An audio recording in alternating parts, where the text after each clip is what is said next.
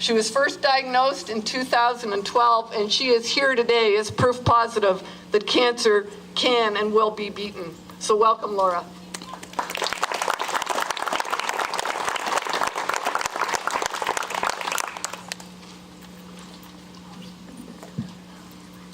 April 12th, 1980.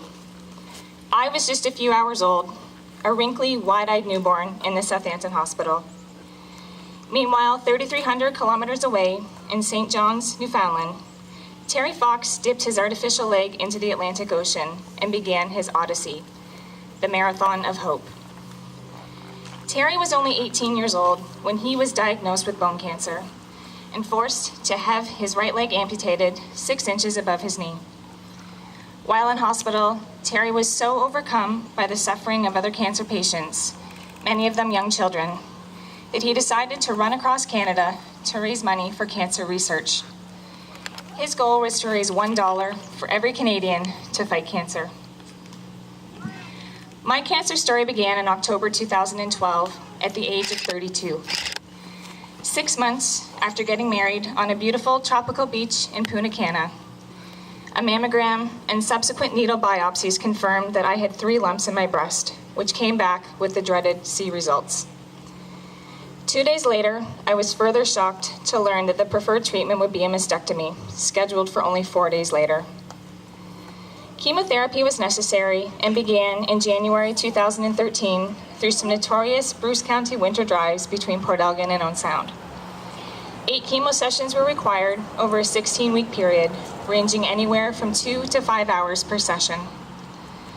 Apart from the brutal side effects, which included nausea, fatigue, and bouts of insomnia as a result of heavy steroid use, it was very difficult to watch the distress and anguish of fellow patients who were undergoing their own cancer experiences. 33 radiation sessions followed at the London Health Sciences Centre, which was a lonely process, having to live away from home to participate in daily treatment. This really made me appreciate the healthcare resources that are available in our local community.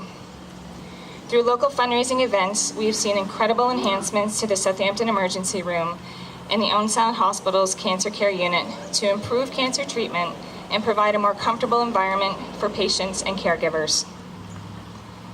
According to the Canadian Cancer Society, nearly 1 in 2 Canadians is expected to be diagnosed with cancer at some point during their lifetime.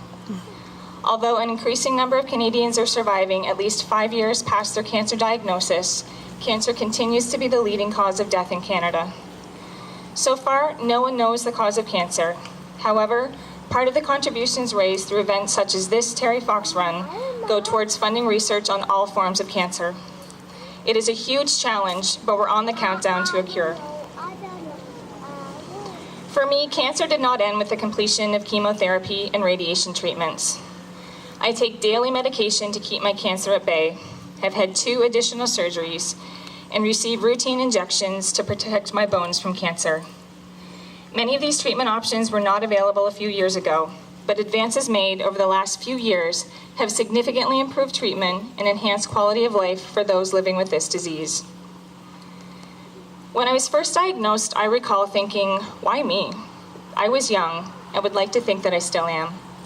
Had no family history of breast cancer, ate reasonably well, exercised regularly, never smoked, and rarely drank. For those newly diagnosed or undergoing treatment, take comfort in knowing that you are not alone. It can be a confusing time, but there is help out there in the support of online cancer information services and support groups. Take it from me, hair grows back, and you remember that bad hair days are better than no hair days. Scars fade, and scans, tests, and doctor's appointments become less frequent. Not once would I ever have imagined that at 38 years of age, I would be a 5-year cancer survivor. I am truly one of the lucky ones. Obviously, it can happen to any of us, at any age, at any time. We all cringe when we hear the C word, but C stands for a lot more than cancer. It also represents the commitment, compassion, and concern shown by a multitude of caregivers, whether they be in the medical or research fields, or volunteering in hospitals or the community at large. Especially important to me has been the encouragement and support of an amazing network of family, friends, and coworkers. I would like to thank each and every one of you for coming out today and for keeping Terry's legacy alive. The success of events like this involves a lot of hard work by organizers, volunteers, participants, and sponsors. Terry has been quoted as saying, "I want to set an example that will never be forgotten." I believe that this has been achieved as witnessed by the millions of people in over 25 countries who participate in Terry Fox Runs and Terry Fox fundraising events each year. Obviously, you realize the importance of supporting fundraising events such as this, and we have the power to make changes. It's important for us to spread the word. I am living proof, thankfully, that cancer is not choosy. It can affect any of us, at any age, at any time. During his journey, Terry said, "Even if I don't finish, we need others to continue. It's got to keep going without me." Thank you for continuing to support Terry's vision and supporting important cancer research activities.